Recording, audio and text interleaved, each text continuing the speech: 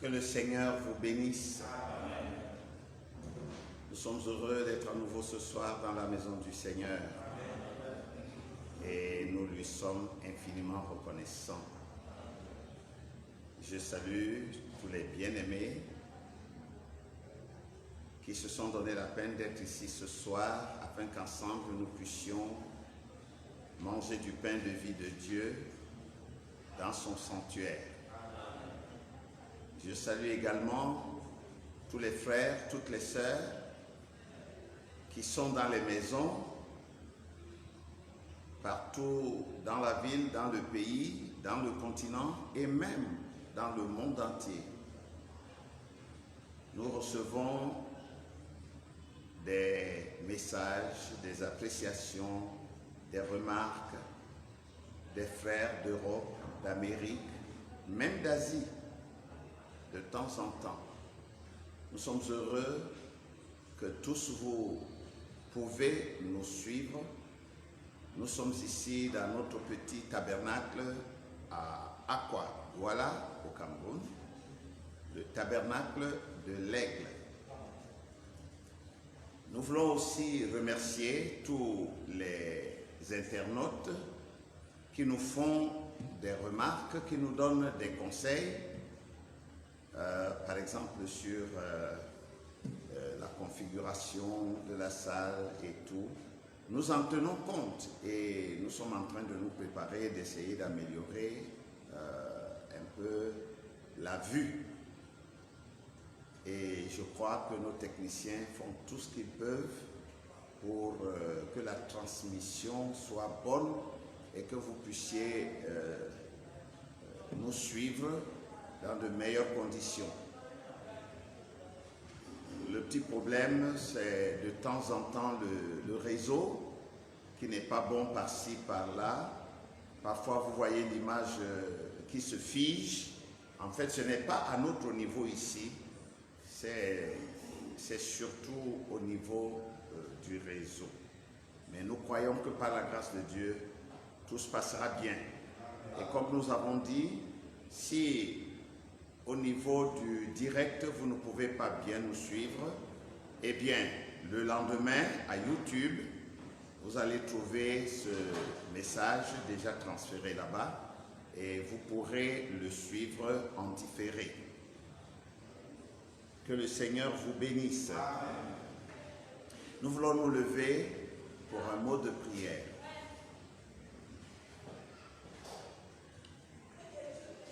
Père Céleste et notre Dieu, nos cœurs se réjouissent d'être dans ta présence et de pouvoir partager le pain de Dieu, la parole révélée pour ce jour.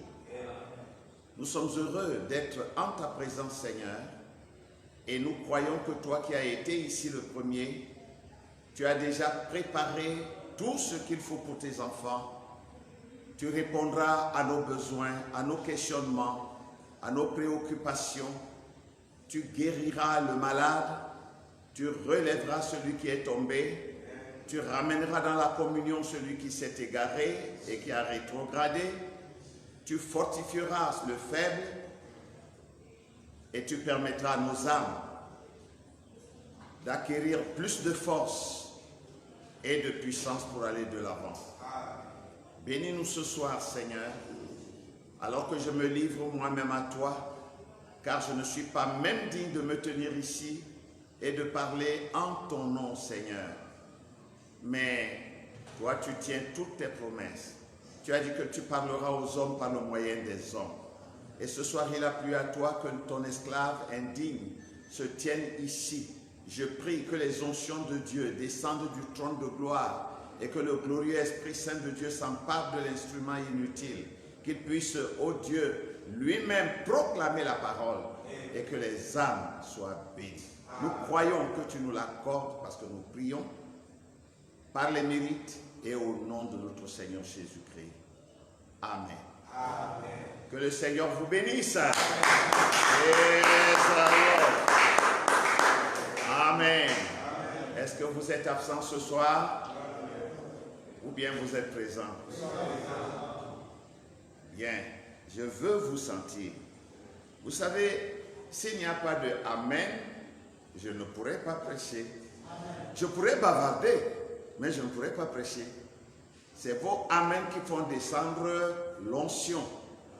Vous qui êtes ici, ceux qui sont dans les maisons, soutenez la parole et je crois que Dieu nous bénira ce soir. Et autre chose, likez au maximum. Cela encouragera d'autres qui verront cela et qui eux aussi voudront suivre. Partagez le message. Il y a beaucoup qui ne savent pas quoi manger ce soir. Alors, voilà des mets que le Seigneur a préparés pour chacun de nous. Il les a préparés pour quiconque veut. Amen.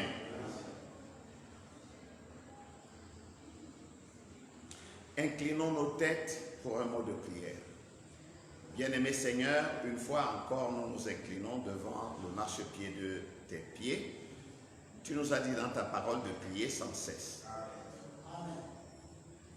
Et maintenant, nous te prions, ô Dieu, toi qui nous as rassemblés, certainement tu as quelque chose pour nous. Tu ne peux pas rassembler tes enfants, tu ne peux pas convoquer une conférence pour rien. Quand tu convoques une conférence, c'est qu'il y a un sujet. Tu as des choses à dire à tes enfants. Ô Dieu, viens toi-même et parle-nous.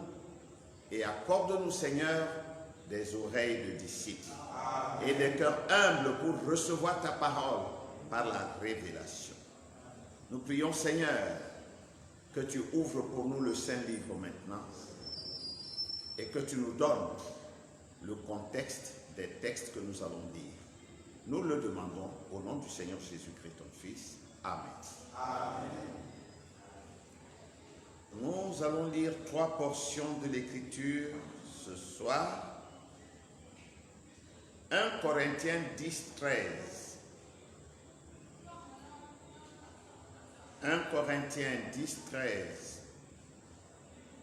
1 Pierre 5, 6 et 7. 1 Pierre 5, 6 et 7. Et enfin, 1 Jean 5, verset 4. 1 Jean 5, verset 4. Nous commencerons nos lectures dans 1 Corinthiens au chapitre 10 et au verset 13e. Il est écrit: aucune tentation ne vous est survenue qui n'ait été humaine. Et Dieu, qui est fidèle, ne permettra pas que vous soyez tentés au-delà de vos forces. Mais avec la tentation, il préparera aussi le moyen d'en sortir, afin que vous puissiez la supporter. 1 Pierre 5, 6 et 7. Humiliez-vous donc sous la puissante main de Dieu, afin qu'il vous élève au temps convenable. Et déchargez-vous sur lui de tous vos soucis, car lui-même prend soin de vous. 1 Jean 5, le verset 4e. Tout ce qui est né de Dieu triomphe du monde. Amen. Et la victoire qui triomphe du monde, c'est notre foi. Amen. Amen. Bénis ta parole, Seigneur, alors que nous nous attendons à toi. Parle à nos âmes, au nom de Jésus. Amen. Amen. Veuillez vous asseoir bien. Nous avons lu 3 portions de l'Écriture, d'abord dans 1 Corinthiens au chapitre 10 et au 13e verset. L'apôtre Paul, par le Saint-Esprit, nous dit que toutes les tentations qui nous sont survenues sont des tentations humaines, c'est-à-dire à la portée des hommes. Et qu'aucune d'elles n'a été au-dessus des êtres humains. Donc, Dieu qui nous connaît et Dieu qui sait quelle bataille nous avons à livrer, il a tout préparé à l'avance. Il sait que les tentations viendront. Mais lui aussi a préparé, n'est-ce pas, le moyen de sortir de chaque tentation. De manière que nous puissions supporter n'importe quelle tentation qui vient. L'apôtre Pierre, lui, il nous dit que tout ce que nous avons à faire, c'est de nous décharger sur lui le Seigneur. Amen. Amen. De décharger sur lui tous nos soucis, car lui-même prend soin. Il prend soin de nous. Comme Frère Branham a prêché, il prend soin de vous. Et vous, est-ce que vous aussi, vous prenez soin? Enfin, nous avons lu la 3e épître de Jean. Jean nous parle de la foi triomphatrice. Il dit que tout ce qui est né de Dieu triomphe du monde. C'est ce qui est né de Dieu qui peut vaincre le monde. Et il dit, et la foi qui triomphe du monde, je veux dire la victoire, et la victoire qui triomphe du monde, c'est notre foi. Amen, amen. Amen. Je vous ai dit que j'aime prêcher sur la foi. Je veux encourager les enfants de Dieu. Parce que si nous avons la foi, nous avons tout. La foi dans la parole révélée de notre jour. Nous avons tout. Il y aura des situations, il y aura des difficultés, il y aura des épreuves, il y aura des tentations. Oui, c'est vrai. Quelquefois, il y aura même des chutes, des manquements, des travers, des faiblesses. Mais il a promis de préparer l'issue. Quelle que soit la tentation, quelle que soit l'épreuve, quelle que soit la difficulté, quel que soit le problème, la solution est là. Amen. Mardi, nous avons parlé de nos inquiétudes. Ce soir, nous irons dans la même lancée. Un peu comme la suite. Ce n'est pas vraiment la suite. Mais c'est un peu comme la suite. Et ce soir, par la grâce de Dieu, nous parlerons sur le thème « J'ai des problèmes » ou la victoire parfaite par la foi triomphatrice. J'ai des problèmes ou la victoire parfaite par la foi triomphatrice.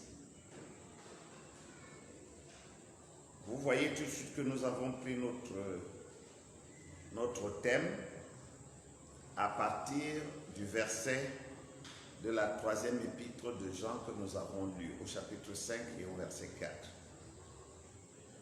Tout ce qui est né de Dieu triomphe du monde. Et la victoire qui triomphe du monde, c'est notre foi. J'ai des problèmes, mes frères. J'ai des problèmes. Je suis venu vous dire ce soir que j'ai des problèmes. Amen. Yes. Je suis sûr que si je vous demande, vous allez me dire aussi, vous avez des problèmes. Amen. Donc, les problèmes sont communs à nous tous. Amen. Nous avons tous des problèmes. Tout le monde a des problèmes. Comme chantait un chanteur du monde, un poète du monde qui disait tout le monde a des problèmes. Et c'est vrai. Que vous soyez juste ou méchant, vous rencontrerez des problèmes. Tant que vous êtes dans cette chair-ci, vous êtes en but au problème. Les problèmes tomberont sur vous. Ceux-là que vous-même, vous vous êtes préparés, que vous vous êtes fabriqués. Et ceux-là même pour lesquels vous n'êtes même pas conscient. Ils viendront et ils tomberont sur vous.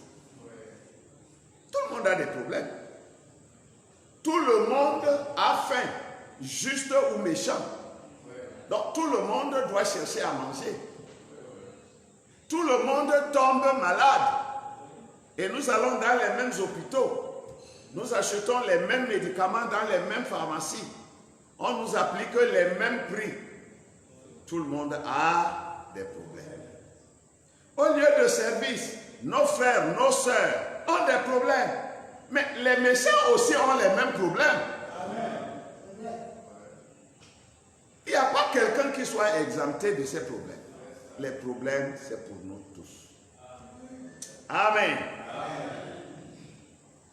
Vous savez, David était un élu de Dieu. Il était un bien-aimé.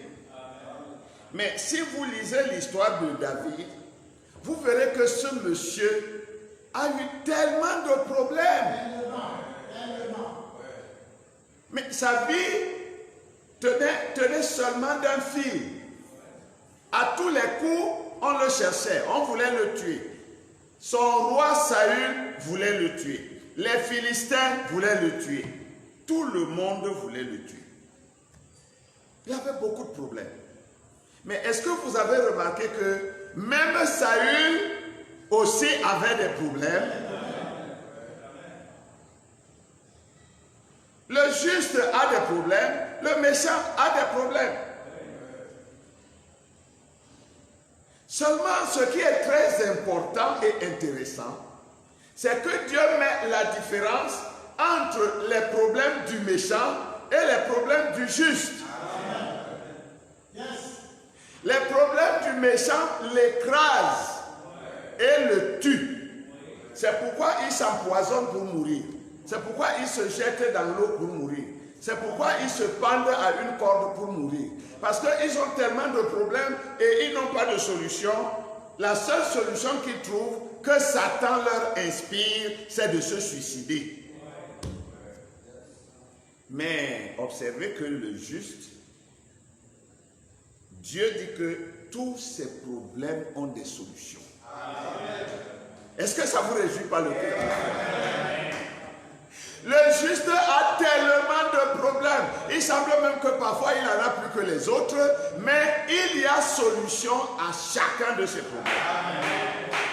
Dans le livre de Malachie, au chapitre 3, à partir du verset 15 jusqu'au verset 18, la Bible dit: maintenant nous estimons heureux les hautains. Oui, les méchants prospèrent. Oui, ils tentent Dieu et ils échappent. C'est comme s'ils n'avaient pas de problème. Verset 14, verset 16, pardon. Alors, ceux qui craignent l'Éternel se parlèrent l'un à l'autre. L'Éternel fut attentif et il écouta. Hein? Les justes n'ont pas besoin de l'Éternel. L'Éternel n'écoute même pas aussi. Mais je veux dire les méchants. Les justes, eux, au milieu de leurs problèmes, ils se parlent l'un à l'autre. Et quand ils parlent ainsi, Dieu entend. Dieu est attentif, il écoute. Et un livre de souvenirs fut écrit devant lui pour ceux qui craignent l'Éternel et qui honorent son nom. J'ai des problèmes, mes frères, vous aussi d'ailleurs. Mais la bonne nouvelle, c'est qu'un livre de souvenirs, le livre de vie de l'agneau, est ouvert au ciel. Dieu a déjà écrit dedans, chacun d'entre nous son nom. Amen. De sorte que quand Dieu veut vous voir, il ne vous regarde pas. Parce que s'il vous regarde là, frère, il va vous tuer sur le champ. Mais Dieu regarde dans le livre. Parce que ce qui est écrit dans le livre est écrit avec le sang de l'agneau. Et quand Dieu voit le sang de l'agneau, toi tu es caché en bas du sang, il ne te voit pas. Tout de suite, il dit seulement Amen. Tu demandes, il dit Amen. Tu parles, il dit Alléluia. Verset 17. Ils seront à moi, dit l'Éternel des armées. Ils m'appartiendront. J'ai des problèmes, mes frères. J'ai beaucoup de problèmes. Toi aussi. Mais j'ai une grande consolation. J'appartiens à celui qui est capable de résoudre tous les problèmes. Les gens me demandent souvent, mais parce que toi, tu ne te pas. Qu'est-ce qu'il y a? Toi, tu n'as pas de problème. Je dis, non frère, je n'ai pas de problème. Est-ce qu'il y a un homme sur la terre qui n'a pas de problème? Je dis, moi, je n'ai pas de problème. Pourquoi tu veux que je dise que j'ai des problèmes alors que je n'en ai pas? En réalité, j'ai beaucoup de problèmes, mais j'ai quelqu'un pour les porter. Et quand je marche, j'ai les épaules légères. Parce que lui, il porte mes problèmes pour moi. Alléluia. Il dit, ils seront à moi, dit l'Éternel des armées. Ils m'appartiendront au jour que je prépare. J'aurai compassion d'eux, comme un homme a compassion de son fils qui le sert. Maintenant, écoutez le verset 18. C'est ça surtout qui nous intéresse. Et vous verrez de nouveau la différence entre le juste et le méchant. Entre celui qui sert Dieu et celui qui ne le sert pas. Oh, je me souviens de Asaph qui disait, mais quand je regarde les méchants, ils réussissent, ils sont gras comme des porcs gras. Ils ne manquent de rien. Leurs enfants sont intelligents à l'école. C'est eux qui raflent les premières places. Ils prennent tous les diplômes. Leur femme a 2 voitures, une pour se balader et une pour aller. Eux-mêmes, ils en ont 3. Les enfants ont une voiture spéciale pour les amener à l'école. Ils sont bien, ils ne tombent même pas malades. Et même s'ils tombaient malades, ils ont suffisamment d'argent pour se faire soigner. Et quand j'ai vu tout ça, je me suis dit, mais moi je perds mon temps ici. Pourquoi? Je perds mon temps à servir Dieu. Ceux qui ne croient même pas en Dieu, c'est eux qui vont de l'avant, c'est eux qui sont à l'aise, c'est eux qui réussissent. Et moi, je peine à suivre le Seigneur et je n'ai rien. Asaph dit, jusqu'à ce que j'entre dans le sanctuaire de Dieu. Alors là, Dieu lui a parlé. C'est là qu'il a vu que tous ces gens-là, ces méchants, ces orgueilleux, ces gonflards et ces m'as-tu vu, ils sont sur une pente raide. Il dit, tu les vois aujourd'hui, mais demain, ils ne sont plus. Même leur place ne les reconnaît plus. Parce que hier, il était un grand homme. Tout le monde était à ses pieds. Mais quelques temps après, on le dégomme, on balaye même sa poussière, la poussière de ses chaussures. Tu viens là, tu ne reconnais même plus qu'il était là. Oh, amen, amen. Il y a une différence entre le juste et le méchant. Alléluia. Si vous lisez dans le psaume 34, versets 17 à 19, dans certaines Bibles c'est de 18 à 20. La Bible dit, quand les justes crient, l'Éternel entend et il les délivre de toute leur détresse. Quand ils crient l'Éternel, et il fait comment? Il agit, il les délivre. Il dit, l'Éternel est près de ceux qui ont le cœur brisé et il sauve ceux qui ont l'esprit dans l'abattement. Le malheur atteint souvent le juste. Le malheur, les problèmes, les difficultés atteignent souvent le juste. Mais, ça veut dire que la barque va d'un côté, mais renverse la vapeur. Mais l'Éternel l'en délivre toujours. Oh, gloire. J'aime ça. Je ne crains pas les problèmes parce que je sais que l'Éternel est avec moi et il m'en délivre toujours. C'est David, l'un de ces jours tristes, qui disait, l'Éternel est mon berger, je ne manquerai de rien. Après il va dire, quand je marche dans la vallée de l'ombre de la mort, je ne crains aucun mal, car toi tu es avec moi. Amen.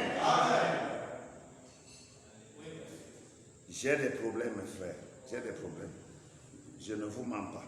J'ai des problèmes. Mais j'ai aussi des solutions. Amen. Oh, gloire à Jésus. Amen. Ce qui fait que moi, chrétien, quand je dis j'ai des problèmes, je parle du chrétien. Amen. Je me mets à votre place. Comme disait Victor Hugo, insensé que tu es. Quand je te parle de moi, je te parle de toi. Amen. Hein? Quand je dis j'ai des problèmes, je veux dire que tu as des problèmes. Et quand je dis j'ai des solutions, ça veut dire que tu as des solutions. Peut-être que tu ne les connais pas, alors c'est pour ça que je suis ici, pour te montrer les solutions. Tu n'as donc plus besoin de te plaindre. Je vous assure, un chrétien qui se plaint, c'est un ignorant parfait.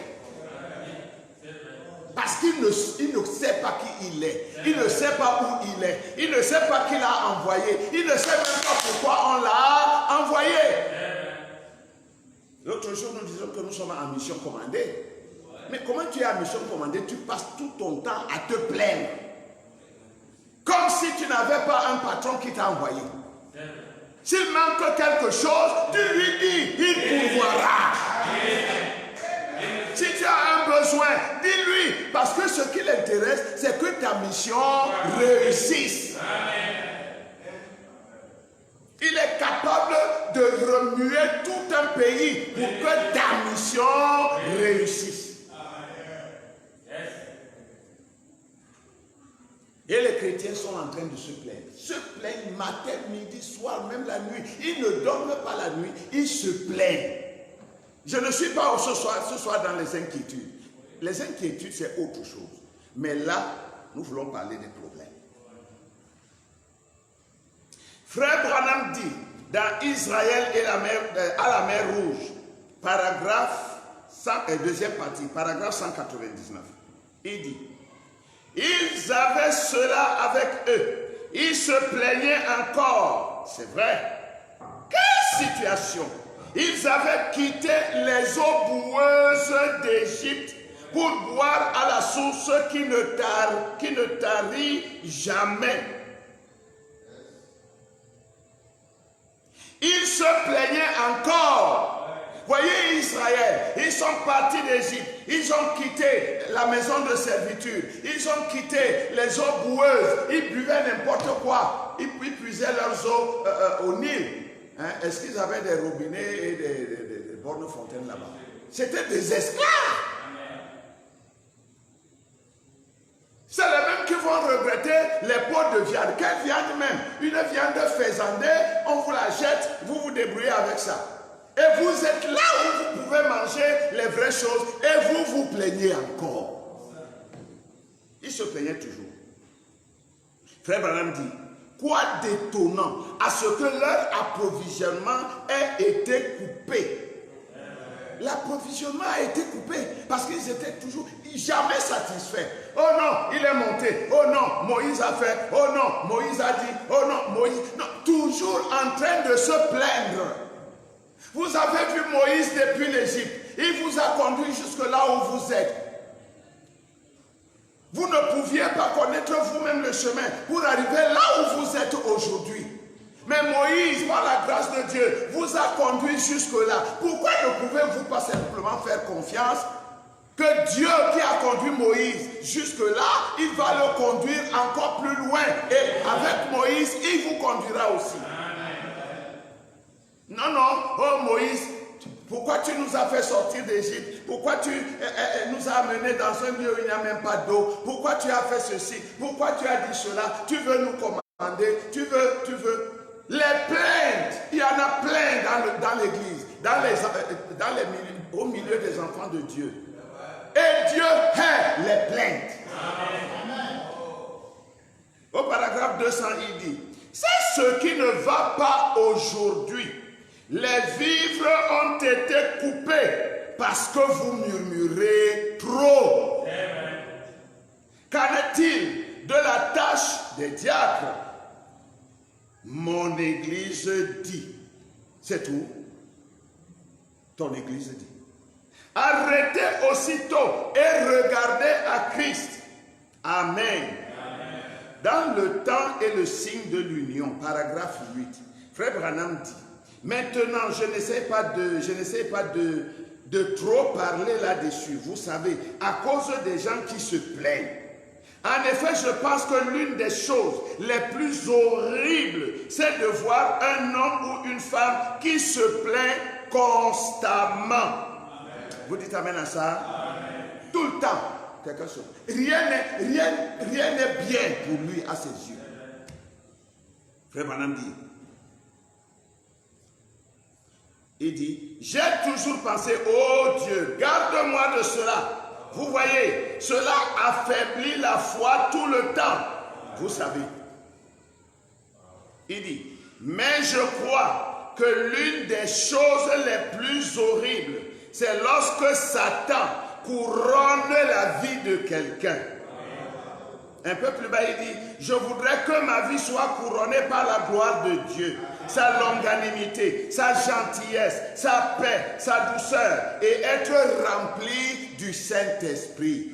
Amen. Je veux parler à mon frère, c'est avec amour, c'est avec douceur, c'est avec gentillesse. Oui, même s'il a tort, il va supporter de m'écouter.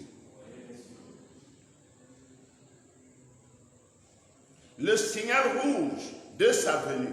Frère Branham dit au paragraphe 164, l'une des choses les plus malheureuses, c'est de voir un homme ou une femme qui n'a jamais accepté Christ et qui vit comme un vieux membre d'église rétrograde, plus méchant que Satan lui-même. Yeah. Un homme qui peut être plus méchant que Satan lui-même. Et vous le voyez là avec grognant pour toute vieille chose. Eh bien, je vous dis, je ne crois pas dans la jamais Dieu, c'est la couronne la plus horrible dont Satan peut couronner la vie de quelqu'un. Ne vous laissez pas couronner par le diable. En aucune manière. Frère Branham dit que rien n'est mal allé. Amen. Au paragraphe 165, il dit, oh Dieu, je sais que accorde-moi la grâce de ne jamais me plaindre. Amen. Paragraphe 166. Et je sais qu'un jour je dois mourir. J'espère que Dieu ne laissera jamais Satan me couronner comme un vieil homme grincheux, un homme indifférent, et mon épouse une vieille femme querelleuse, ou que votre femme ou vous soyez comme cela. Je prie, frère, que nos vies soient couronnées par les fruits de l'esprit. L'amour, la joie, la longanimité, la bienveillance, la patience, la vérité, la foi, dans le Saint-Esprit. C'est ce genre d'esprit que nous devons posséder. C'est de cette couronne que nous avons besoin. Dans l'exposé des 7 âges de l'Église, page 77, au paragraphe 2, Frère Branham dit, cependant, le chandelier est non seulement en or, vous me suivez bien? Le chandelier est non seulement en or, mais en or battu. Il est fait en or battu, conformément au plan que l'Esprit a donné pour elle l'épouse. Parce que le chandelier là représente aussi l'épouse. Qui d'autre, à part son Seigneur et son Maître Jésus-Christ, a jamais été battu et purgé autant que l'épouse de Jésus-Christ? Qui d'autre? Assurément, elle achève les souffrances que Christ avait laissées. Elle est dépouillée de ses biens. Sa vie est en danger. Nous parlons des problèmes. Elle est dépouillée de ses biens. Ses propres biens, elle en est dépouillée. Sa vie est en danger. On la regarde destinée à la boucherie. On la met à mort tout le jour. Elle souffre beaucoup. Mais malgré tout, elle ne se venge pas. pas plus qu'elle ne fait souffrir les autres. Amen. C'est ça l'épouse. Nous avons des problèmes. Nous avons beaucoup de problèmes. Nous rencontrons des problèmes tous les jours et partout. Dans notre propre maison, des problèmes. Dans la famille, des problèmes. Dans la société, des problèmes. À l'église de Dieu même, des problèmes. Trop de problèmes. Mais, je vais vous dire une chose. Quelquefois, ces problèmes, c'est Dieu qui les veut. Amen. Pour nous. Amen. Les problèmes ont trois sources. Soit tes problèmes viennent de toi-même, parce que tu t'es créé toi-même des problèmes. Soit tes problèmes viennent de Satan, qui ne veut pas te laisser tranquille parce qu'il est un tourmenteur.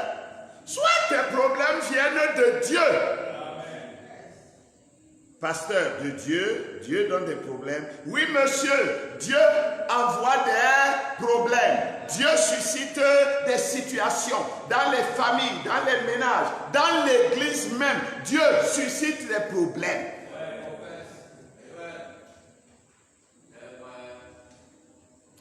Si vous lisez dans Lamentation chapitre 3, du verset 37 au verset 41, je lis. Qui dira qu'une chose arrive sans que le Seigneur l'ait ordonné? Donc si ça arrive, c'est que Dieu l'a ordonné. En tout cas, si vous voulez être l'avocat de Dieu, allez-y. Lui-même, il dit que c'est lui qui a ordonné. N'est-ce pas la volonté du Très-Haut que viennent les maux et les biens? Amen. Qui a dit ça ici? C'est moi? C'est Dieu, non? Les maux et les biens viennent du Très-Haut. Pourquoi l'homme vivant se plaindrait-il? Tu te plains alors pourquoi? Que chacun se plaigne de ses propres péchés. Tu te plains. Oh, moi, je ne sais même pas ce que j'ai fait. Et moi, Dieu ne m'écoute même pas. Moi, je suis même déjà fatigué. J'ai fait toutes sortes de prières. J'ai même déjà jeûné. Je ne comprends pas pourquoi. Ce n'est que moi que Dieu ne voit pas. Tu te plains pourquoi? Retire-toi. Observe ta vie.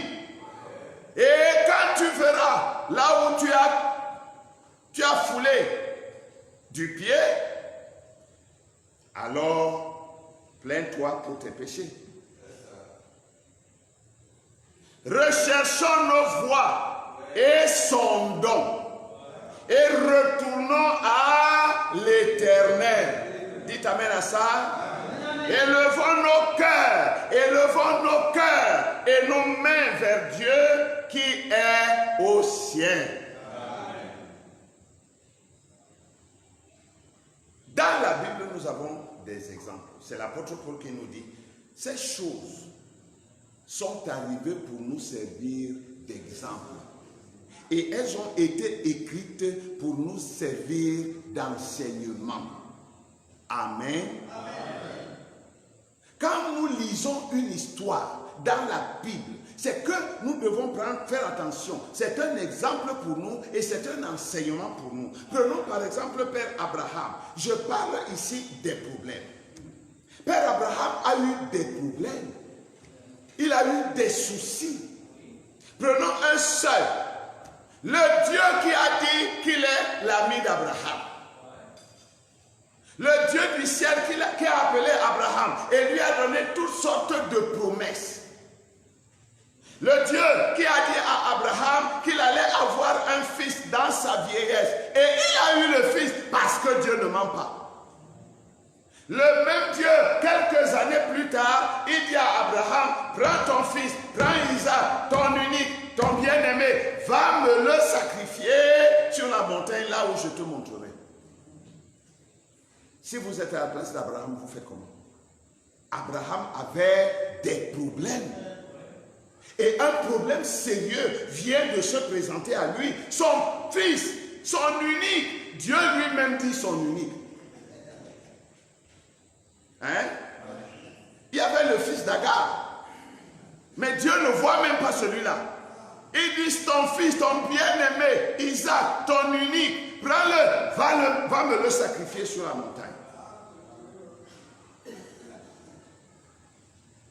Je ne pense pas que la chose se soit passée simplement.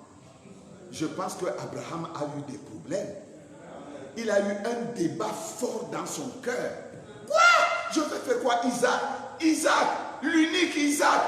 Dieu ne me demande même pas l'autre là, Ismaël. Il me demandait Isaac. Et si maintenant je tue Isaac, je vais faire comment? Lui-même, il a dit que c'est au travers d'Isaac que je deviendrai le père d'une multitude de nations. Mais maintenant, il me dit de le tuer. Ça va se passer comment? Mais après ce moment humain d'égarement, Abraham s'est ressaisi. Il a dit, bon, en tout cas, c'est lui qui m'a donné cet enfant. Je me souviens que je n'étais même plus à l'âge d'en avoir. Mais lui, il me l'a donné. S'il a été capable de me donner celui qui n'existait pas, à combien de plus forte raison celui qui existe mais qui est mort? Ça veut dire qu'il est capable aussi de le ramener de la mort. C'est ce que l'apôtre Paul dit dans le Nouveau Testament, que Abraham croyait que Dieu était capable même de ressusciter Isaac de la mort. C'est pourquoi Isaac, lui, est revenu comme revenant d'entre les morts. Papa Abraham avait un gros problème. Mais c'était un homme de foi. C'était un homme mature. Si c'était aujourd'hui, on dirait c'était un vrai chrétien. Il n'aimait pas Dieu parce que Dieu lui donnait des richesses et des biens et tout. Mais il aimait Dieu parce que Dieu s'était révélé à lui. Alors voilà, Abraham prend son enfant, il va le sacrifier. Mais le résultat c'est quoi? Lisez Genèse 21. Dieu lui a rendu son fils. Lorsque les 3 enfants hébreux ont été jetés dans la fournaise, c'était une heure terrible, c'était l'heure la plus sombre de leur vie. Ils étaient dans de gros troubles. Mais leur vie pouvait s'arrêter là. Ils étaient encore jeunes, ils craquaient encore de vie. Ils voulaient encore aller de l'avant pour servir Dieu. Et voilà qu'un vieux roi babylonien païen va les arrêter. Est-ce qu'il ne vaudrait même pas mieux faire semblant, se mettre quand même un peu à genoux? Pas dans mon cœur, mais seulement comme ça là. Comme ça, il ne va pas nous tuer, on va continuer de prêcher l'évangile. Non. Souvenez-vous d'Ésaü. Lui aussi pensait jouer au petit malin. Mais son droit d'aînesse a été pris une fois pour toutes. Souvenez-vous de Judas qui pensait que le maître a l'habitude même de disparaître devant eux. Donc je prends seulement mon argent. Quand ils vont venir l'arrêter, il va encore disparaître comme d'habitude. Il ne savait pas que c'était son moment là. Ne jouons pas avec ces choses.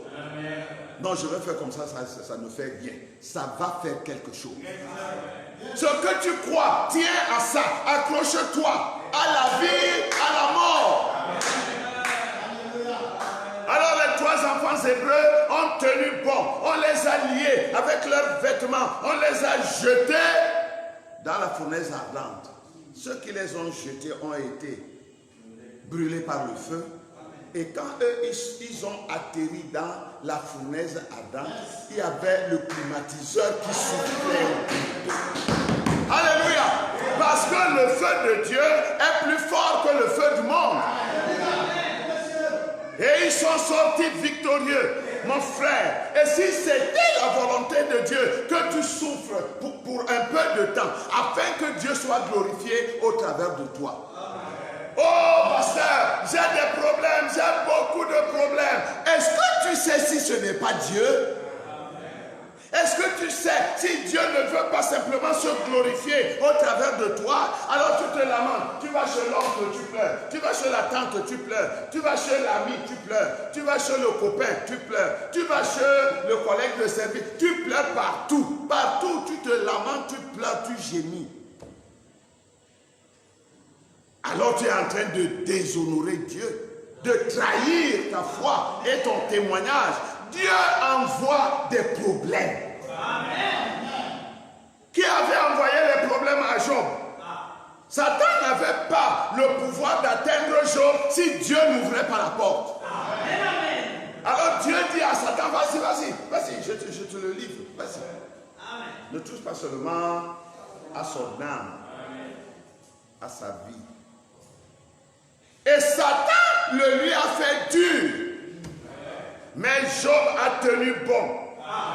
C'est vrai, il avait des moments de faiblesse, il s'interrogeait, il parlait à Dieu, mais il parlait à Dieu. Parce qu'il savait que c'était Satan, mais il n'avait rien à faire avec Satan. Il savait que Satan ne pouvait pas l'atteindre si Dieu, son Père, n'ouvrait pas la porte. Amen. Et si ton Père ouvrait la porte pour que Satan te touche, c'est parce qu'il a un programme derrière. Ce n'est pas pour te livrer, ce n'est pas pour te lâcher, ce n'est pas pour que tu sois détruit, mais pour que tu le glorifies.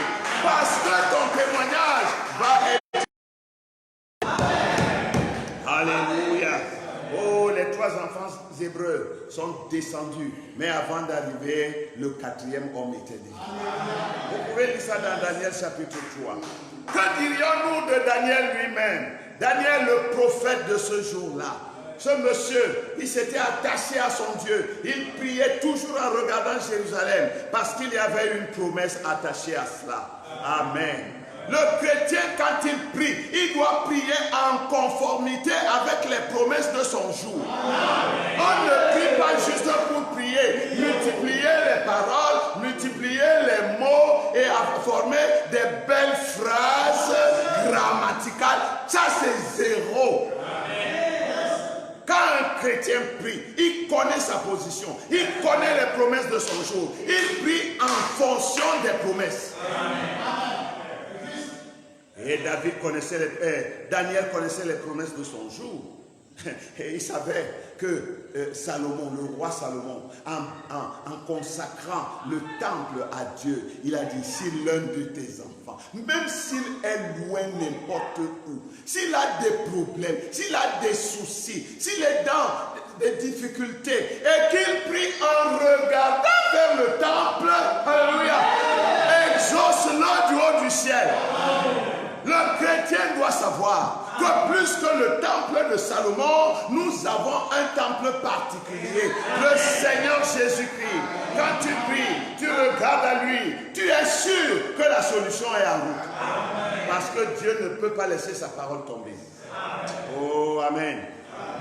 Nous connaissons tous les tribulations de Joseph.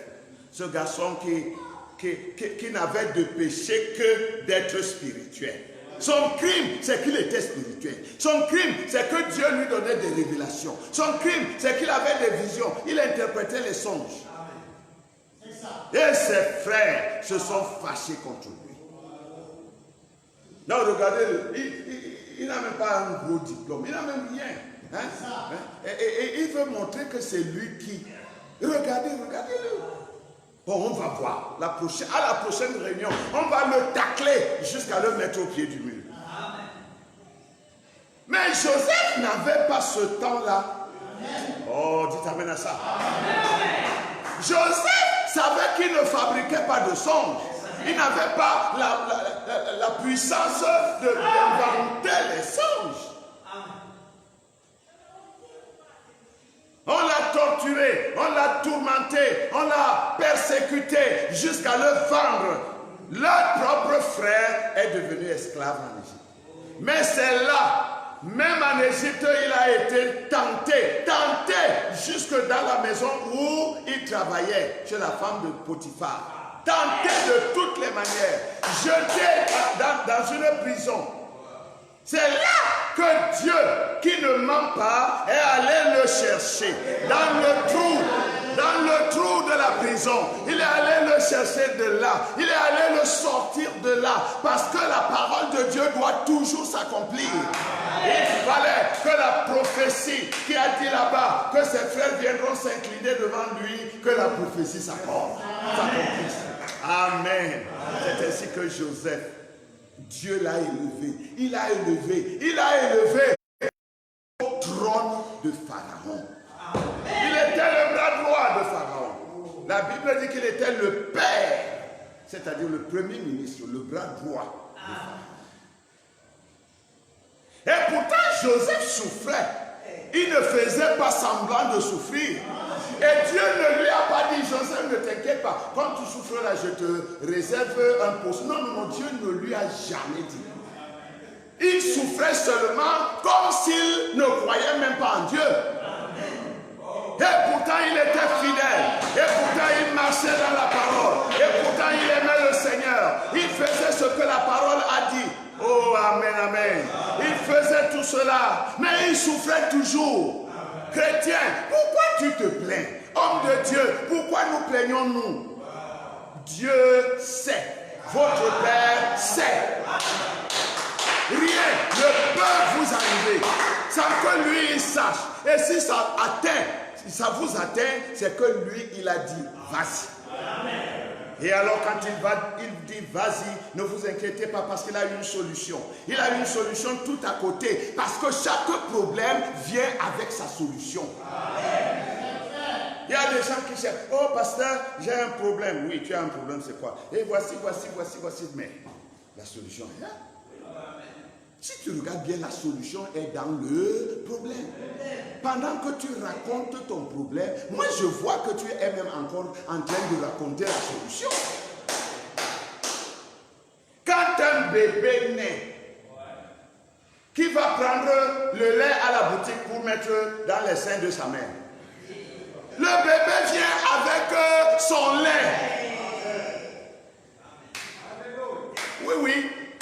Chaque bébé vient avec son lait. Et chaque problème vient avec sa solution. Le tout, c'est le problème. Oh, gloire. Voyez, ces hommes de Dieu, ils ont souffert, ils ont eu des problèmes, ils ont souffert, mais Dieu était toujours à côté d'eux pour montrer la solution. J'ai des problèmes, mes frères. Vous en avez aussi. Mais ce matin ou ce soir, le Seigneur nous dit qu'avec nos problèmes, il y a la solution. Donc, nous n'avons pas à nous plaindre. J'aurais pu citer beaucoup d'autres gens, mais rachetons le temps. J'aurais pu citer, par exemple, la tsunami, quand son fils est mort. Est-ce que ce n'était pas un problème, ça? Un fils unique que vous réussissez à avoir à l'âge de la vieillesse. Il a déjà 13 ans et il meurt. Il meurt sans être malade. Hein. Il a été frappé d'un coup de soleil, ce que nous appellerions aujourd'hui peut-être la méningite. Et il est mort. Quoi? J'avais dit à l'homme de Dieu qu'il me laisse tranquille. Je suis déjà habitué, je n'ai pas d'enfant. Il a dit non, tu vas en avoir un. Et j'ai eu un. Et maintenant, il fait comment? Il meurt. Cette femme avait des problèmes. Mais elle était une croyante. Elle savait où elle se tenait. Elle n'était pas le genre de croyant d'aujourd'hui. Dès qu'un petit problème tombe, on fait le tour de la ville pour chercher la solution auprès des hommes. Nous devons faire confiance à Dieu. Notre Dieu est capable. Il est capable de résoudre les problèmes. Si Dieu veut même qu'un homme vienne vous aider pour votre problème, il est capable lui-même de le dépêcher et de le faire venir.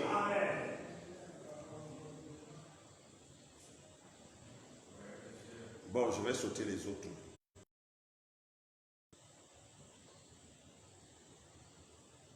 Les problèmes ne viennent pas au hasard. Les problèmes ont leur raison d'être. Quand Dieu laisse venir des problèmes sur ses enfants, c'est pour affermir leur foi. C'est pour bâtir en eux le caractère de Christ. Et le caractère de Christ ne s'obtient pas dans des lits moelleux. Le caractère de Christ s'obtient au travers du feu purificateur. Oh, j'ai trop de problèmes. Donc tu veux qu'on t'enlève des problèmes. Si on t'enlève des problèmes, on t'enlève la foi aussi. Tout le monde veut aller au ciel et personne ne veut mourir. Tu dois d'abord mourir à toi-même. Le chemin là passe par un sombre dédale. Tu vas souffrir. Oui, parce que c'est la voie incontournable de Dieu. C'est le passage obligé. Dans Romains 5, 3 à 4, l'apôtre Paul dit, bien plus, nous nous glorifions même dans des afflictions. Amen. Sachant que l'affliction produit la persévérance. Et la persévérance, la victoire dans les épreuves. Et cette victoire, l'espérance. Vous voyez? Les problèmes ne viennent pas pour rien. Les problèmes viennent pour que notre foi s'ancre. Parce qu'un arbre qui n'est pas battu par des vents violents n'aura pas ses racines enfoncées dans la terre. Mais quand il est battu tout le temps, battu par les vents, battu, c'est comme si les vents le tourmentent. Oui, quelque part c'est un peu comme ça. Mais les vents lui rendent un grand service. La racine va s'enfoncer jusqu'à plonger dans l'eau qui est dans la terre. Alors cet arbre, vous allez le voir, il est robuste, verdoyant, solide, fort. Vous ne pouvez pas le déraciner. Quand Dieu veut tirer gloire pour son nom, il utilise son Église. Frère Branham dit que l'Église est la puissance de Dieu sur la terre. La puissance terrestre de Dieu sur la terre, c'est l'Église. Et quand Dieu veut se glorifier, il prend son Église. Il peut prendre un frère, il peut prendre une sœur. Il laisse que Satan le malmène, le bouscule, le tourmente, le trouble, le renverse. Un moment vient, Dieu va donc sortir et venir prouver que lui, il est Dieu. Et que Satan peut faire tout ce qu'il fait là, mais c'est lui le maître du jeu. Alors Dieu prend son serviteur ou sa servante. Dieu le place à côté de lui. Et Dieu lui-même livre le combat. Oh, une fois, il disait à Israël, ce combat n'est pas le vôtre. Restez simplement silencieux. Et laissez, regardez comment l'Éternel va combattre pour vous. Amen. C'est pourquoi dans le psaume 50, au verset 15, il dit, invoque-moi au jour de la détresse, je te délivrerai et tu me glorifieras. Voilà, quand Dieu laisse un problème t'arriver, une situation, un souci, n'importe quoi, tu es peut-être ballotté, troublé, des vents qui soufflent et des vagues qui s'élèvent pour engloutir ta bague. Sois calme. Ne panique pas, c'est ce que Satan veut. Satan veut que tu paniques et que tu te précipites à trouver tes propres solutions. Non, reste tranquille. Tourne-toi vers Dieu et tu verras que Dieu résoudra le problème. Invoque-moi au jour de la détresse, je te délivrerai et tu me glorifieras. Vous voyez pourquoi il est nécessaire de rendre témoignage? Parce que Dieu va te sortir d'une situation. Toi, tu dois le glorifier. Le glorifier ne veut pas simplement dire chanter un cantique spécial. Ça, c'est bon, c'est bien, c'est très bien. Le glorifier ne veut pas simplement dire que pendant que tu loues, tu le remercies. Ça aussi, c'est très bien. Mais le glorifier signifie aussi de rendre témoignage afin que d'autres voient ce que ton Dieu est capable de faire. Alors, quelqu'un d'autre se retrouvera dans la même situation ou dans une situation similaire. Lui, il va se souvenir du témoignage que tu as donné et il va lui aussi s'agripper à ce Dieu et Dieu va le bénir. Voilà une âme que tu as attirée à Dieu. Nous sommes un peuple de promesses. Mais ce qu'il nous faut, c'est de savoir, de connaître d'abord nos promesses, de croire nos promesses et de nous accrocher à nos promesses. L'Église, l'épouse, est un peuple de promesses. Et nous en avons des multitudes. Quand il dit « je suis avec vous tous les jours », vous pensez que c'est seulement des mots comme ça. Quelle que soit ta situation, tu n'es pas seul. Écoutez, non seulement des légions d'anges sont tout autour de toi, mais lui-même aussi est avec toi. Quelle sécurité! Une sécurité infranchissable. Mes frères, je me souviens un jour, David devait combattre les Philistins. Et les Philistins étaient tellement nombreux et tellement armés. David essayait de voir comment il pouvait arriver à bout de ses ennemis. Alors le soir, il était couché sous les mûriers et il parlait avec Dieu dans son cœur. Alors le Seigneur lui a dit, reste tranquille, ne va pas combattre les Philistins jusqu'à ce que tu entendes le bruit des pas sur les mûriers. Et quand tu entendras les bruits des pas sur les mûriers, alors sache que l'Éternel est déjà en marche. Lève-toi à ce moment, je livrerai les Philistins en ta main. Oh, alléluia. Nous ne savons pas attendre Dieu. Nous avons des problèmes, mes frères. Tu as des problèmes. Ils sont certainement très grands, ou très graves, ou très nombreux. Ça, je n'en doute pas. Mais est-ce que tu as la patience d'attendre jusqu'au moment où Dieu te dit, lève-toi? Parce que si tu te lèves avec précipitation, tu vas tuer ton Égyptien comme Moïse. Il a reçu les enseignements de sa mère, mais il n'avait pas suffisamment de patience pour attendre le temps de Dieu. Mais quand il a appris sa leçon, quand il a appris à attendre Dieu et à s'attendre à Dieu, il a passé 40 ans au désert avant de revenir. 40 ans, il a appris sa leçon. À ce moment, il pouvait attendre Dieu et s'attendre à Dieu. Dans Exode, le chapitre 14, versets 13 à 14, il est écrit. Moïse répondit au peuple, ne craignez rien, restez en place et regardez la délivrance que l'Éternel va vous accorder en ce jour. Car les Égyptiens que vous voyez aujourd'hui, vous ne les verrez plus jamais.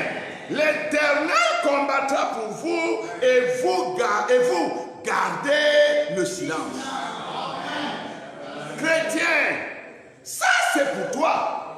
En réalité, Israël n'était qu'un type, mais la chose c'est la tienne. Tu as des ennemis partout, ils t'environnent, ils en veulent à ta vie, ils veulent te terrasser, ils veulent te détruire, ils veulent jeter le discrédit sur toi de toutes les manières. Parfois, c'est des gens très proches même. Mais reste tranquille. Reste tranquille. Confie-toi en l'Éternel Dieu. Tu ne seras point ébranlé. Tu regarderas seulement comment l'Éternel combattra tes ennemis, tes adversaires, et il les dispersera tous. Amen, Église. Oui, monsieur.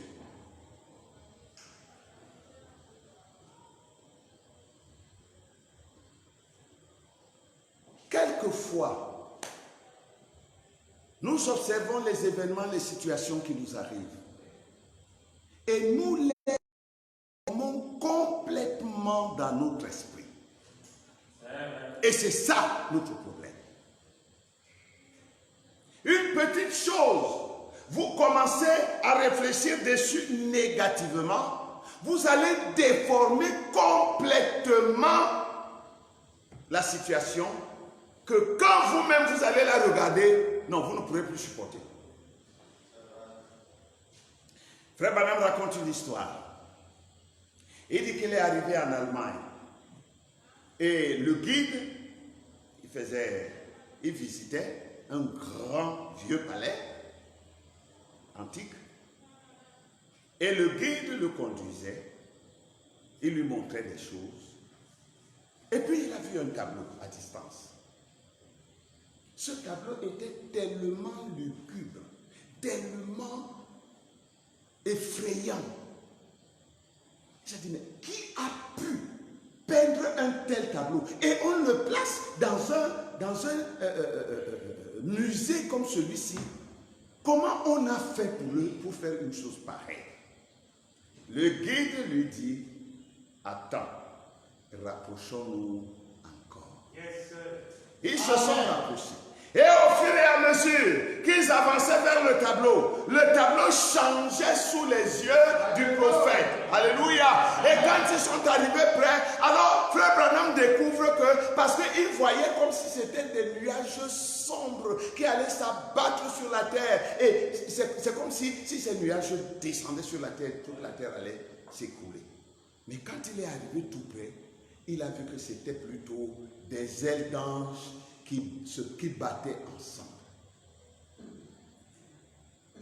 Vous me suivez, Église? Amen. Écoutez le prophète. Dans la réaction à une action. Paragraphe 44.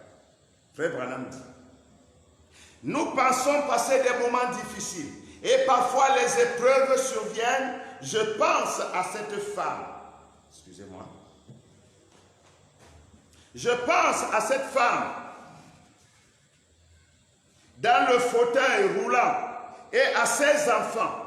Vous là, dans l'assistance qui souffrez du cœur, vous serez peut-être mort dans une semaine, rongé par le cancer. Peut-être que cela paraît très sombre, mais si seulement nous continuons à nous approcher de Dieu pour découvrir son dessein, amen. Si nous continuons dans nos difficultés, dans nos problèmes, dans ces choses qui nous effraient, si nous continuons de nous approcher de Dieu pour voir le but de Dieu, ce sont les anges de Dieu prêts à se réjouir de la victoire que Dieu veut accorder. Amen. Quelquefois, le tableau sombre que vous voyez devant vous, la situation désespérée que vous voyez devant vous, cette situation qui semble ne pas trouver de solution, parfois, c'est les anges de Dieu qui se réjouissent de la victoire que Dieu va vous donner. Parfois, c'est masqué. Parce que Dieu ne révèle toujours pas tout de suite. Parfois, c'est masqué. Peut-être qu'il y a des pécheurs assis ici qui pensent, que ferais-je si je mourais ce soir? Et si celle-ci était la dernière soirée que je passe sur la terre? Alors quoi? Cela peut paraître sombre. On dirait peut-être que vous allez mourir. Peut-être que vous êtes ici pour qu'on prie pour vous, pour votre maladie. Mais vous êtes encore un pécheur. Mettez-vous d'abord en ordre avec Dieu.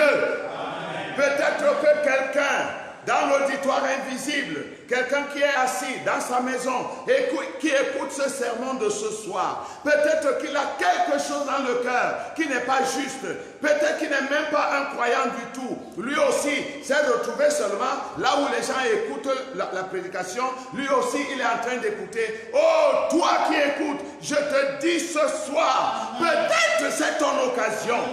Dieu a préparé ça pour toi. Tu te demandes, mais qu'est-ce que ce monsieur dit? Est-ce qu'il me connaît? Non, je ne te connais pas. Je suis très loin. Mais l'Esprit de Dieu dit que quelque chose est dans ton cœur que tu dois mettre en ordre. Amen.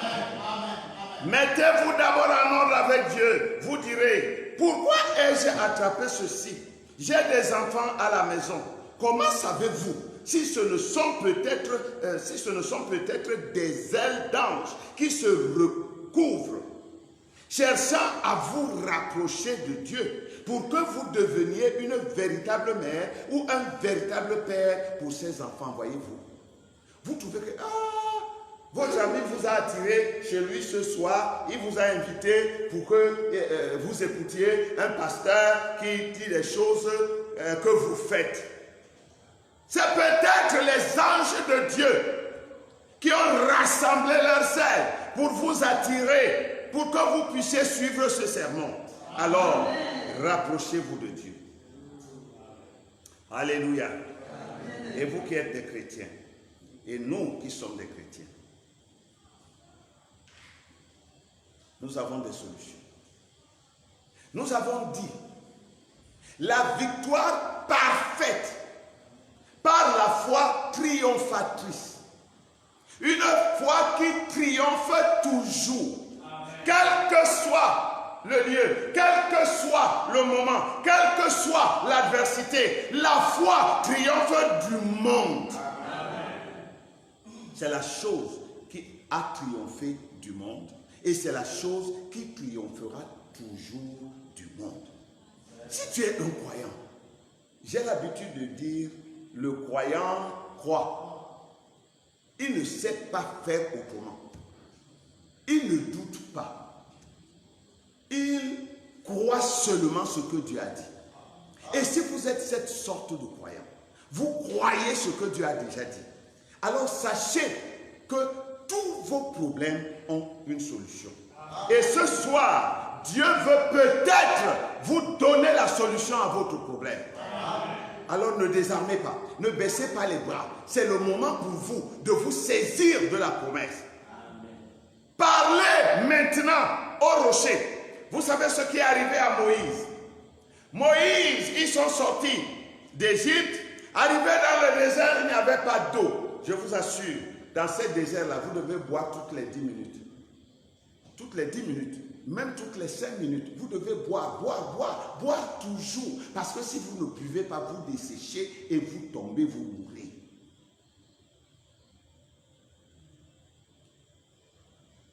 À l'ombre, il y a des moments où il fait 40, 45, jusqu'à 50 degrés. Je dis à l'ombre. Comment pouvez-vous vivre dans le désert sans boire? Et il n'y avait plus d'eau. La petite eau qu'ils ont ramenée d'Égypte est déjà finie. Les gourdes sont déjà à sec. Et ils ont commencé à crier à Moïse, à lui faire toutes sortes d'histoires. Moïse crie à Dieu. Dieu lui dit, va, frappe le rocher et il donnera de ses eaux. Moïse est parti, il a frappé le rocher. Le rocher a donné de ses eaux. Ils ont bu. Mais la deuxième fois, ils ont encore eu soif et il n'y avait plus d'eau du tout. Tout le monde était déjà abattu, fatigué. Ils commençaient à déshydrater. Alors, il crie à Moïse. Moïse crie à Dieu. Dieu lui dit, va, parle au rocher et il donnera de ses eaux. Moïse, dans sa colère, a pris son bâton. Il a dit, vous Israël, peuple d'incrédules, c'est de ce rocher que mon frère Aaron et moi, nous vous sortirons de l'eau. Il a frappé le rocher 2 fois. Le rocher a quand même donné des eaux. L'eau est sortie. Moïse avait brisé la parole, mais l'eau est sortie. Dieu honore ses prophètes. Mais Dieu corrige ses prophètes en aparté. C'est ainsi que Moïse a manqué d'entrer à Canaan avec le peuple. Vous le savez très bien. Dieu lui a dit, parle au rocher. Il n'a pas dit frappe le rocher. Beaucoup de chrétiens frappent continuellement le rocher. La Bible nous dit que ce rocher c'était Christ. Or, Christ a déjà été frappé.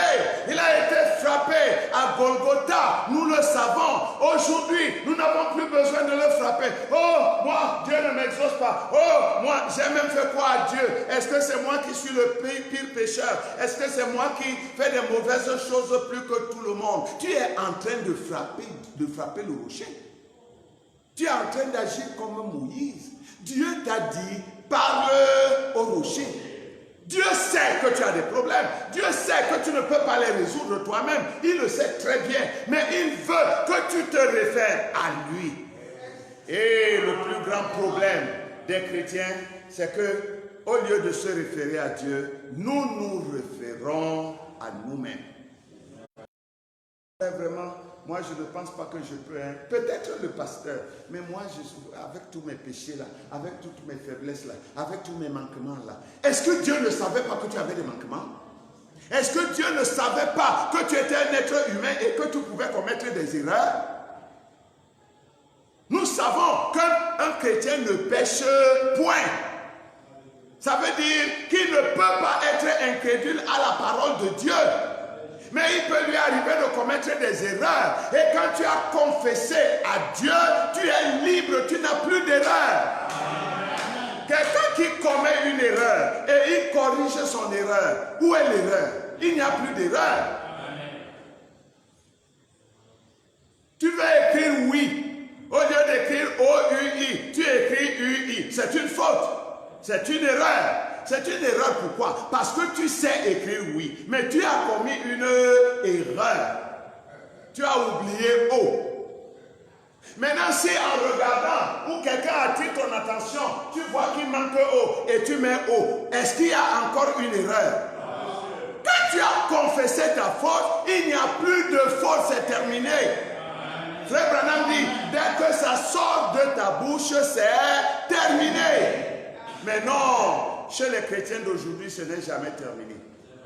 Une faute qu'on a commise samedi soir, lundi matin, on confesse. Lundi soir, on confesse. Mardi matin, on confesse. Mardi soir, on... Mais tu es incrédule à ce moment-là. Parce que tu ne crois même pas que Dieu peut pardonner. Tu penses que Dieu a un cœur aussi dur et méchant que le tien, qu'il ne peut pas pardonner. Mais Dieu pardonne.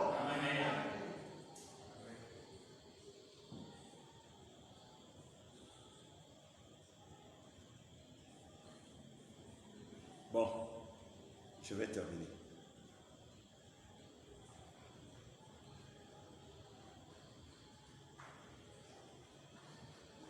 Mes frères, j'ai des problèmes. Peut-être toi aussi tu as des problèmes. Je crois que toi aussi tu as des problèmes. Même si tu ne me dis pas tes problèmes, je sais que tu en as.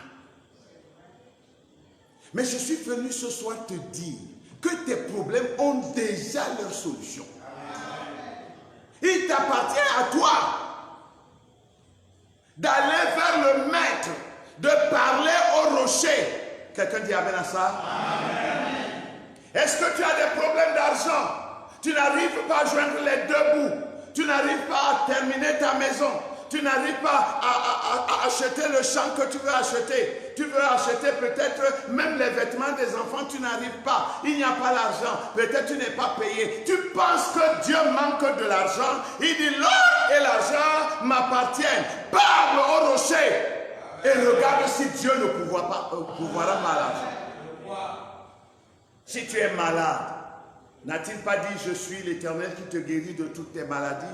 Parle au rocher ce soir. Parle au rocher de ton problème. Ne parle pas comme si tu doutais. Non.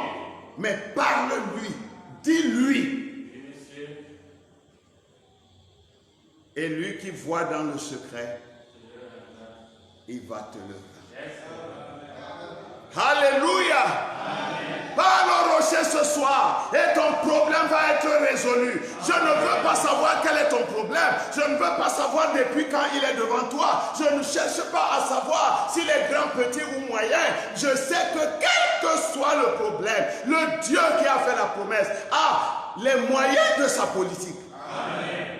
Parle au rocher ce soir. Amen. Et vois si le rocher ne va pas donner de ses eaux. Il a fait la promesse, il l'accomplira aussi. Alléluia. Arrêtons de frapper. Arrêtons de frapper tout le temps. Arrêtons de critiquer Dieu. Arrêtons de critiquer les serviteurs de Dieu. Arrêtons de critiquer les frères et les sœurs. Cela ne donnera aucune solution. Il n'y a pas de vertu dans les critiques. Parlez au rocher. Tu ne comprends pas ton mari. C'est comme si quelque chose a changé dans sa vie, ou alors c'est ta femme ou les enfants. Parle au rocher.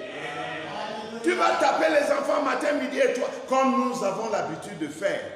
Il faut qu'ils changent, il faut qu'ils changent, il faut qu'ils changent. Le bâton ne changera pas l'enfant. Parle au rocher. Et si tu parles au rocher de tout ton cœur, alors le rocher te donnera de ses eaux. Il te donnera les eaux de rafraîchissement. Il te donnera les eaux qui adouciront ton problème. Il te donnera les eaux qui emporteront même au loin ton problème. Si seulement tu parles au rocher. Oh, je me souviens d'une histoire que Frère Branham a racontée. Une petite fille qui était avec son petit frère dans une caverne. C'était une excursion. Les autres enfants étaient allés devant. Ils étaient déjà sortis. Eux, ils étaient restés derrière. Et subitement, les lampes, les lumières se sont éteintes dans la caverne. Oh, la caverne est devenue tellement lugubre, tellement effrayante, parce qu'il y avait des chauves-souris. Vous savez que les chauves-souris aiment l'obscurité. Dès lors que l'obscurité est venue, alors les chauves-souris se sont mises à crier, à crier et à voltiger partout. Et cette petite fille entendait comment les ailes des chauves-souris battaient et elle sentait les chauves-souris voltiger au-dessus de sa tête. Elle s'est mise à crier, elle était tellement horrifiée qu'elle pouvait être hors de sens. Quand son petit frère l'a entendu crier de cette façon, alors son petit frère a crié à sa sœur, petite sœur, ne pleure pas, ne crie pas, il y a ici quelqu'un qui est capable d'allumer la lumière. Oh, le prophète nous dit que le petit garçon marchait à côté du guide et il savait que le guide lui pouvait allumer la lumière. Sa petite sœur, ou plutôt sa sœur, criait à côté, elle pleurait. Et comme elle ne voyait personne, son petit frère lui a dit, ne pleure plus. Il y a quelqu'un ici qui est capable d'allumer la lumière. Est-ce que tu peux le croire ce soir? Est-ce que tu peux croire qu'il y a quelqu'un pour allumer la lumière dans le problème sombre de ta vie? Est-ce que tu peux croire qu'il y a quelqu'un ici qui a la lumière de la parole, qui peut vivifier cette parole pour toi? Cette parole que tu n'arrives pas à mettre en pratique, cette parole qui te bat tout le temps. Tu as la volonté, tu veux faire la volonté de Dieu. Mais c'est comme si quelque chose te barre le chemin. Mais il y a quelqu'un ici, ce soir, qui peut allumer la lumière. Si seulement tu peux le laisser faire. Si seulement tu peux parler au rocher. Si seulement tu peux t'attendre à lui. Il connaît ton problème. Oh, Frère Branham dit. Et cette petite fille, il y a ici un homme qui peut allumer la lumière, prêché le 29 décembre 63, paragraphe 267, Frère Branham dit. Et cette petite fille se tenait là, criant à tue-tête, sur le point de faire une crise de nerfs, un peu comme la petite épouse. Mais, vous savez quoi? Son petit frère s'est écrié, disant, petite sœur, n'aie pas peur. Puisqu'il se trouvait près de l'ingénieur, il a dit, il y a ici un homme qui peut allumer les lumières. N'aie pas peur, petite sœur. Il y a ici un homme qui peut allumer la lumière. C'est le cri que je suis venu émettre ce soir. Pour que tu saches, toi le chrétien, et même toi le non-chrétien, que tu saches qu'il y a ici quelqu'un qui est capable d'allumer la lumière dans ta vie. Résoudre tes problèmes. Changer la situation. Changer la donne. Si tu descendais au fond du trou, il est capable de te ramener à l'air libre. Alléluia. Oh, gloire. Il peut faire vivre cette parole. Nous ne savons pas comment. Quand il vient, je ne sais pas, je ne sais rien à ce sujet, mais il est là. Et il peut allumer les lumières. Comment allons-nous sortir de là? Je n'en sais rien. Mais il est là. Et il est celui qui peut allumer les lumières. J'aimerais entendre un amen. Certainement, c'est lui la personne. Il est la lumière. Il se fait simplement connaître. C'est ainsi qu'il allume la lumière. C'est tout à fait exact. Il faut que Christ fasse jaillir ses lumières. Et alors, toutes les ténèbres se dissipent. Oh, amen. Amen. Si seulement le chrétien pouvait arrêter de regarder à lui-même. Et j'ai encore, et même l'autre jour et toujours j'ai. tu vas toujours, tant que tu ne regarderas pas à lui. Tu vas toujours, tu vas continuer de descendre. Tu iras d'erreur en erreur, de péché en péché, de maladie en maladie, jusqu'à ce que tu reprennes conscience et que tu te tournes vers lui. Parce que c'est lui qui a la solution. Dans le message « Je serai avec toi comme j'ai été avec Moïse », du paragraphe 36, il dit « Et Josué, le nouveau commandant de l'armée, après que Moïse s'en fut allé, voyant que Dieu était resté avec lui, peu importe ce que Moïse avait fait, c'était l'office de Moïse que Dieu respectait. Parce que Dieu ne respecte aucun homme. Il était un prophète. Il était au-dessus de tous les prophètes. Il était vraiment plus que n'importe quel prophète qu'ils avaient. Lorsque sa propre sœur s'est moquée de lui parce qu'il avait épousé une fille éthiopienne et il les a rassemblés et il a dit, ne craignez-vous pas Dieu? Il a dit, lorsqu'il y aura parmi vous quelqu'un de spirituel ou un prophète, c'est dans des visions que je lui parlerai et c'est dans des songes que je me révélerai à lui. Mais il n'en est pas ainsi de Moïse. Je lui parle de bouche à oreille. Ne craignez-vous pas Dieu? Dieu avait commissionné Moïse. Ses échecs ne voulaient rien dire. Dieu connaissait son cœur.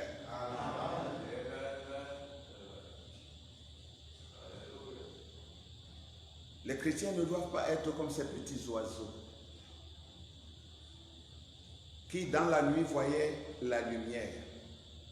Et ces petits oiseaux voulaient éteindre cette lumière.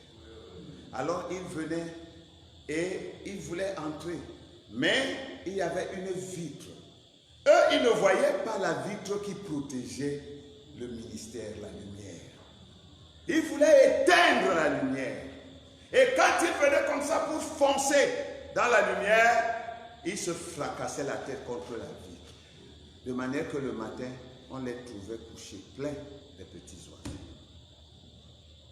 Nous devons plutôt soutenir la lumière. Nous devons nous soutenir les uns les autres. Vous connaissez aussi, j'ai terminé, vous connaissez aussi cette autre histoire que Frère Branham raconte. L'histoire du vieux violon. Il y avait un violon qui était aux enchères, à la vente aux enchères.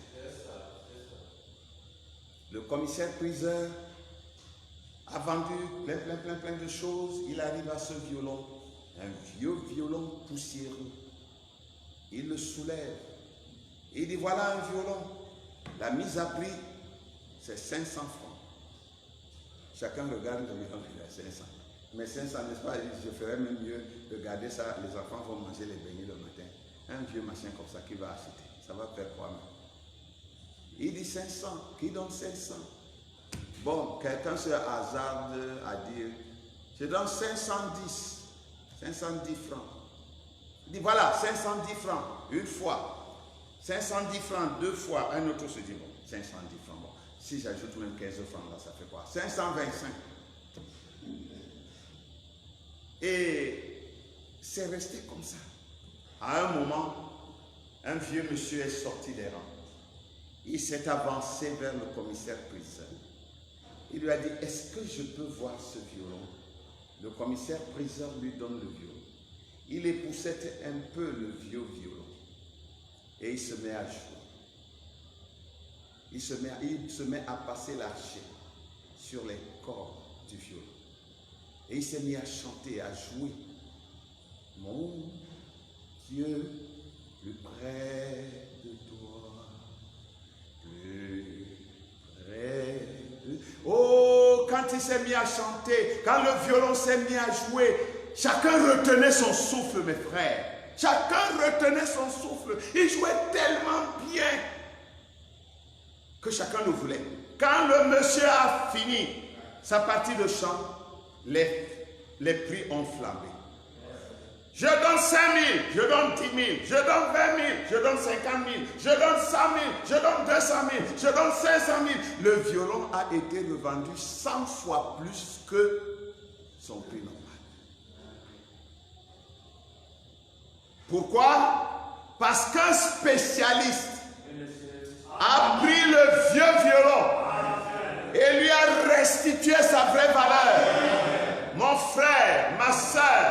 ne faut pas penser que tu es fini. Il ne faut pas que le diable te trompe.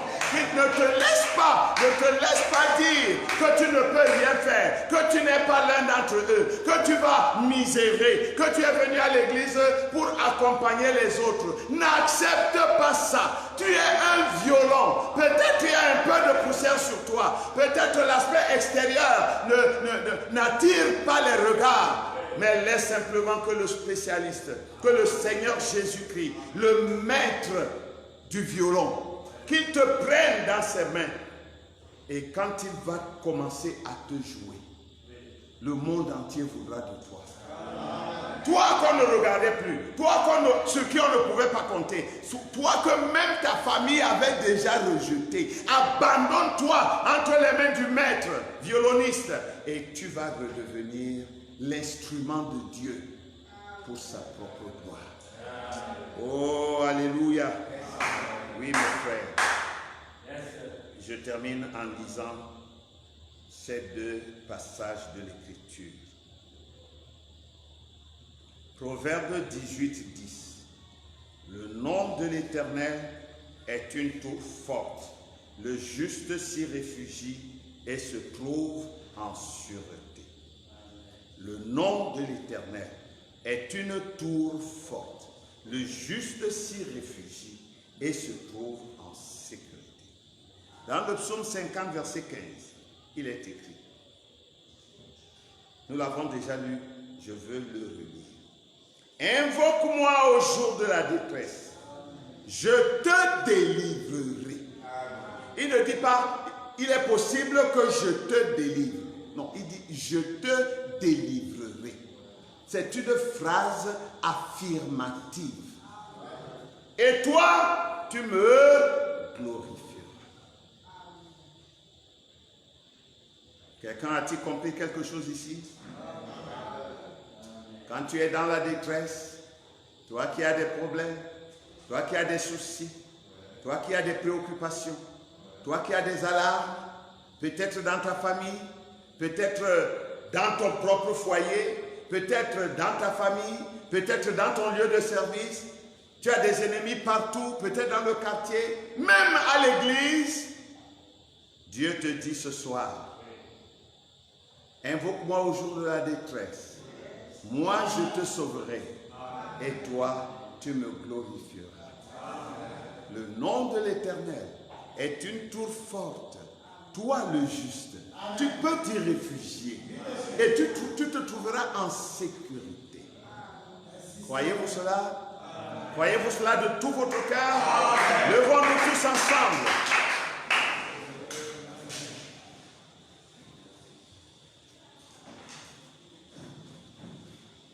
Dieu est pour nous.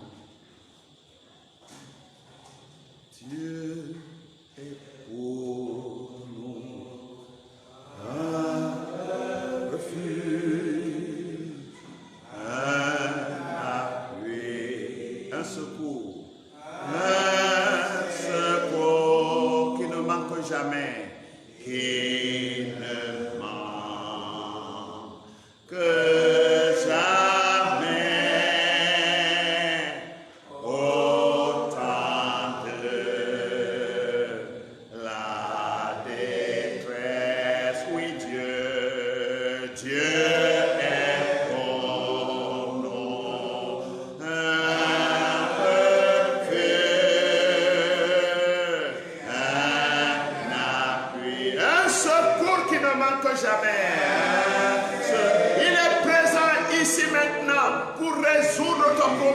Pour allumer la lumière dans ta vie, pour te donner ce refuge, afin que tu sois en sécurité.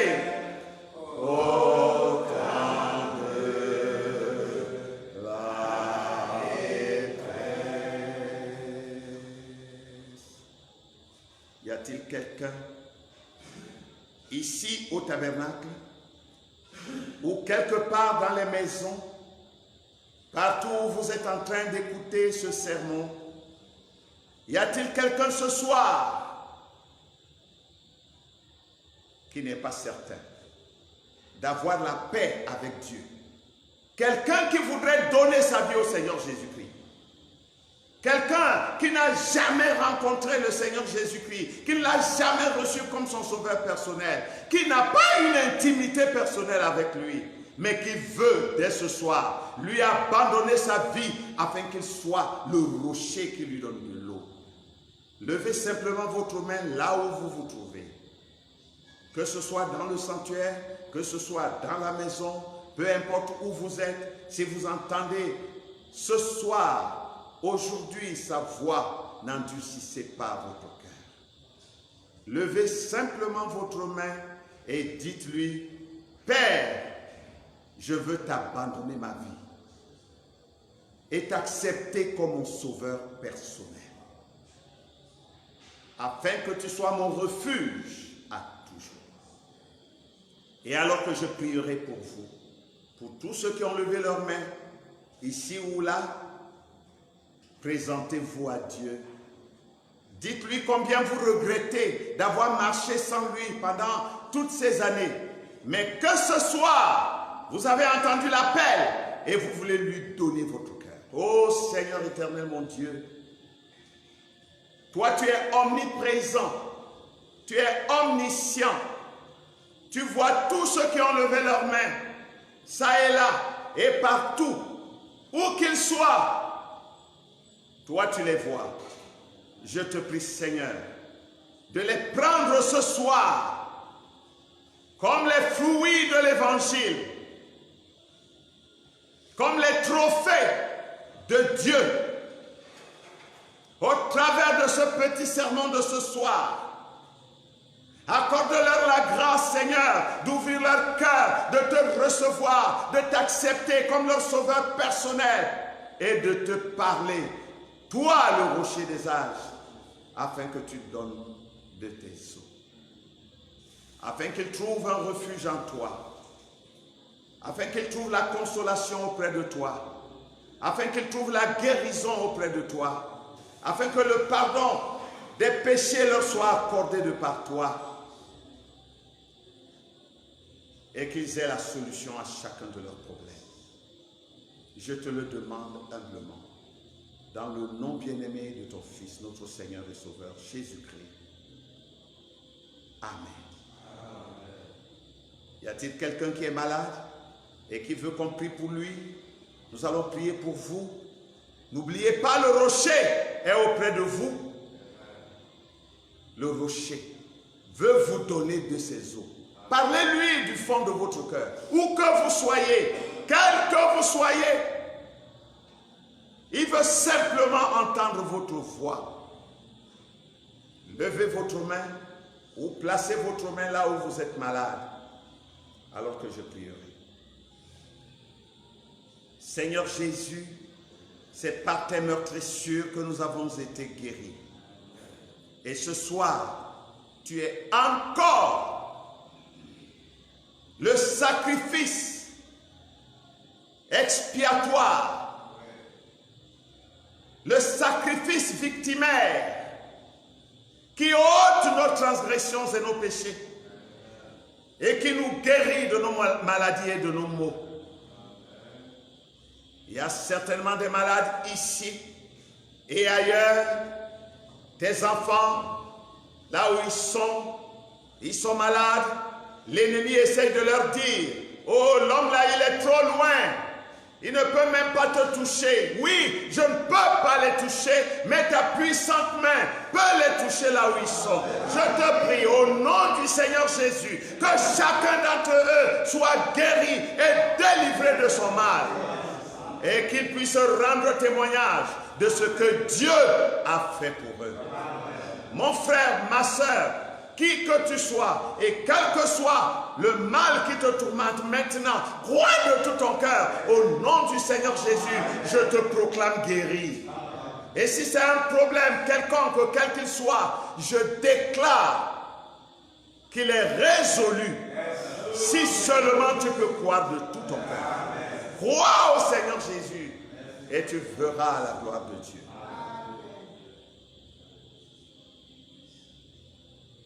Tous ensemble, élevons nos voix et rendons grâce à notre Dieu, chacun à sa façon. Nous voulons le remercier pour toutes ces grâces à notre endroit et pour la réunion de ce soir. Prions tous ensemble.